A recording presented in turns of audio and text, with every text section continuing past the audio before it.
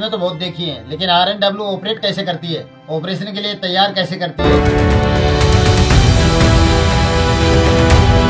Political दखल कितनी होती है और उससे नुकसान क्या क्या होता है। लेकिन क्या आप जानते हैं RNW के ऑफिसर को कितना रिस्क होता है। एक RSS का मेंबर होम मिनिस्टर बन सकता है, लेकिन RNW में जॉब नहीं मिल सकती। आइए दोस्तों समझते हैं आज की इस वीडियो में ग्राउंड रियलिटी को गहराई से।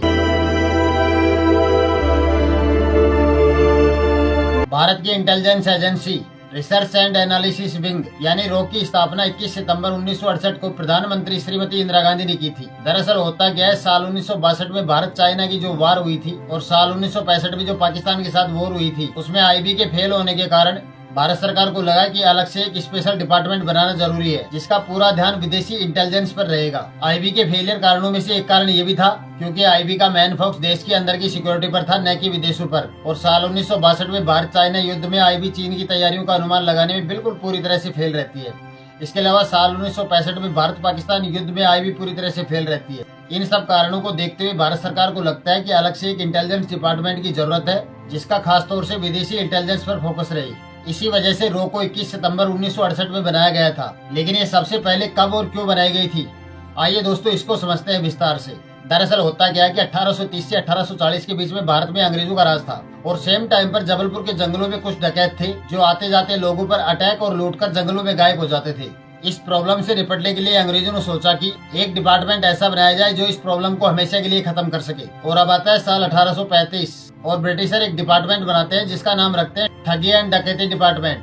और इस डिपार्टमेंट को आगे चलकर 21 सितंबर 1968 को RNAW में कन्वर्ट कर दिया जाता है। उस टाइम पर जो ये नया डिपार्टमेंट बनाया गया था ठगी और डकैती वाला, उसका मेन काम था उस पूरे एरिया की जानकारी और इंटेलिजेंस को इकट्ठा करना और सरकार के पास भेजना। और कुछ ऑफिसर इन डकैतों के साथ मिलकर काम करने लगते हैं। ऐसा करके इस डिपार्टमेंट ने बहुत ही कम टाइम में पूरे डकैतों को बहुत जल्दी खत्म कर देते हैं। और इस टाइम पर अंग्रेजों को समझ में आ गया था कि इंटेलिजेंस डिपार्टमेंट कितना महत्वपूर्ण डिपार्टमेंट है। इसलिए उन्होंने सेंट्रल स्पेशल ब्रांच यानी CSB नाम से एक और एजेंसी बनाते हैं, जिसका काम था भारत के फ्रीडम फाइटर्स की एक्टिविटी पर नजर रखना। और इसमें उसी डिपार्टमेंट के ऑफिसर थे जो ठगी और डकैती के लिए बनाया गया था। और फिर कुछ टाइम बाद उसी डिपार्टमेंट को सेंट्रल स्पेशल ब्रांच यानी CSB में कन्वर्ट कर दिया जाता है। इसके बाद इसमें जो क्राइम से रिलेटेड केस आते थे उनको संभालने की जिम्मेवारी भी इनको ही दे दी जाती है। इसके बाद साल 1904 में इसका नाम बदलकर सेंट्रल क्रिमिनल इंटेलिजेंस डिपार्टमेंट यानी कि CCID कर देते हैं। और फिर साल 1906 में इसका नाम फिर से बदलकर इंटेलिजेंस ब्यूरो यानी IB कर देते हैं। जब IB को हद से ज्यादा सफलता मिल रही थी, फिर अलग से एक और मिलिट्री इंटेलिजेंस डिपार्टमेंट बनाते हैं। इसके बाद जब देश आजाद हुआ और अंग्रेजों ने जब देश का बंटवारा किया तो IB के डिपार्टमेंट का भी बंटवारा होता है। अंग्रेजों ने IB के टोटल केस, एजेंट और उनके डिटेल्स और सीक्रेट डॉक्यूमेंट्स को नष्ट कर देते हैं और कुछ डॉक्यूमेंट्स अपने साथ लेकर चले जाते हैं। इसके बाद उन्होंने IB भारत को सौंप दिया और MI मिलिट्री इंटेलिजेंस पाकिस्तान को दे दिया जाता है। अंग्रेजों के जाने के बाद IB में ट्रेंड स्टाफ की कमी हो जाती है और संजीव पिल्लाई जो देश आजाद होने के बाद IB के पहले डायरेक्टर बनते हैं और ब्रिटिश इंटेलिजेंस एजेंसी MI5 के सेम मॉडल पर IB को वापस खड़ा करते हैं। वो IB को देश के अंदर की सुरक्षा के लिए तैयार करते हैं, जो कि अंदर की हर एक्टिविटी पर काम करती है। और साल 1951 में हिम्मत सिंह कमेटी की सिफारिशों के आधार पर IB को भारत की सीमाओं के भीतर और बाहर दोनों जगह काम करने की परमिशन दे दी जाती है। लेकिन इसके कुछ वर्षों बाद कुछ ऐसी घटनाएं घटती हैं जिसके कारण IB को फिर से सीमित कर दिया जाता है। भारत की सीमा सुरक्षा को मजबूत करने के लिए IB को फिर से भारत की बाउंड्री के अंदर सीमित कर दिया जाता है। इसके पीछे एक महत्वपूर्ण कारण था। साल 1954 में चाइना एक मैप रिलीज करता है जिसमें लगभग भारत का 12,000 किलोमीटर का क्षेत्र चाइना की सीमा के अंदर दिखाया गया था। इस घटना के बाद भारत और चाइना के बीच सीमा विवाद शुरू होता है और भारत को अपनी सीमा सुरक्षा के लिए नए कदम उठाने के लिए मजबूर किया जाता है। इसी कारण से RNA यानी रॉ की स्थापना की गई थी, जो भारत की इंटेलिजेंस एजेंसी है। लेकिन असल में चीन उस क्षेत्र पर अपना अधिकार जमाना चाहता था। इसके बाद चीन कुछ सालों तक इंतजार करता है, लेकिन 28 अक्टूबर 1962 को भारत में घुसकर कब्जा करना शुरू कर दिया और इस युद्ध में भारत को हार का सामना करना पड़ा था। भारत चाइना युद्ध में IB का रोल काफी हद तक डाउन रहता है। वो चीन के किसी मूवमेंट को नहीं पकड़ पाती है।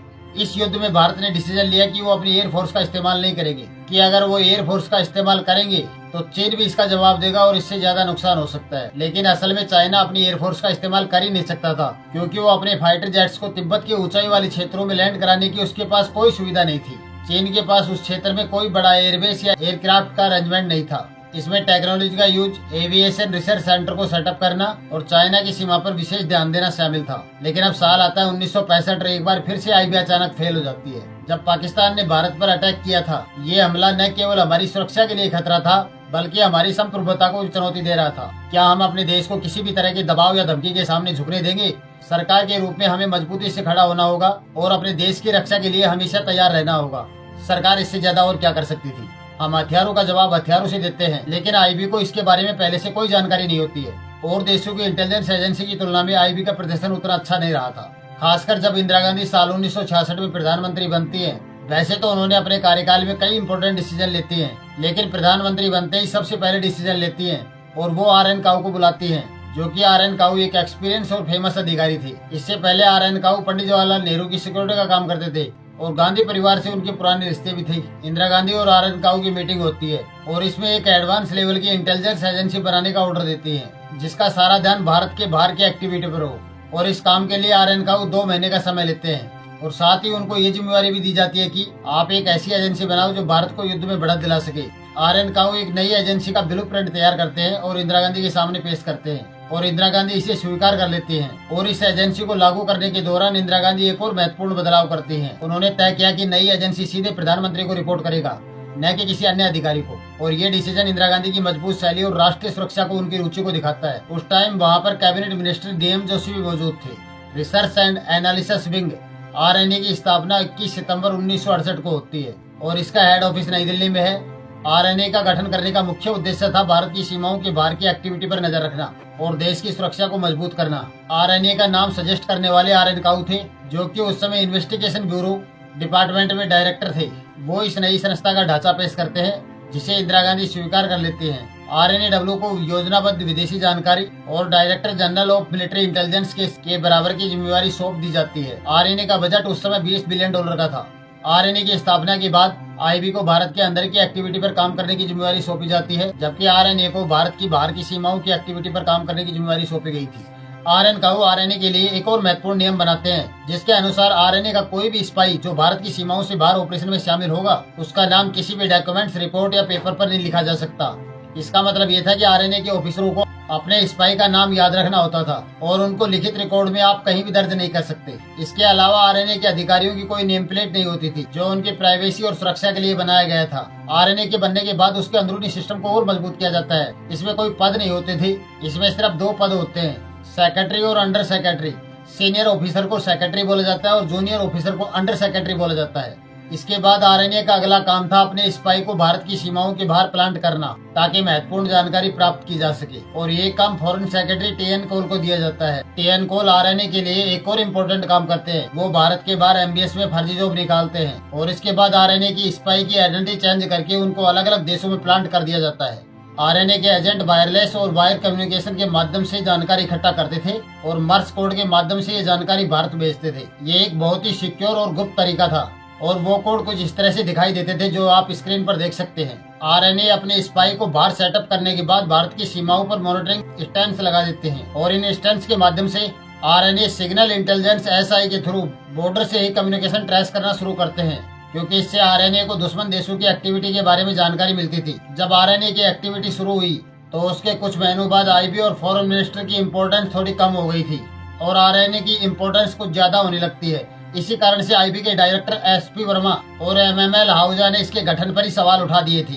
उनका मानना था कि यह सही नहीं है और इस अंदर के घमासान के कारण RNA को काम करने में बहुत ज्यादा परेशानी आ रही थी। हालांकि IB के MML आहूजा ने फॉरेन डेस्क के ऑफिसर के साथ मिलकर काम करना शुरू कर दिया था, जिससे RNA की वर्किंग ट्रांसपेरेंट और इफेक्टिव हो गई। IB ने RNA का सहयोग करने से बिल्कुल मना कर दिया था, जिसकी वजह से RNA को काम करने में परेशानी आ रही थी। लेकिन IB ने अपने foreign language expert, forensic cryptography expert और अन्य महत्वपूर्ण संसाधनों को RNA में ट्रांसफर करने से मना कर दिया। इसके अलावा IB ने अपनी पुरानी फाइल्स और एजेंट्स की डिटेल भी RNA के साथ शेयर नहीं करते हैं। इसके साथ साथ RNA को फॉरेन ट्रेवल्स एक्सपेंसेस भी नहीं दिया जाता है।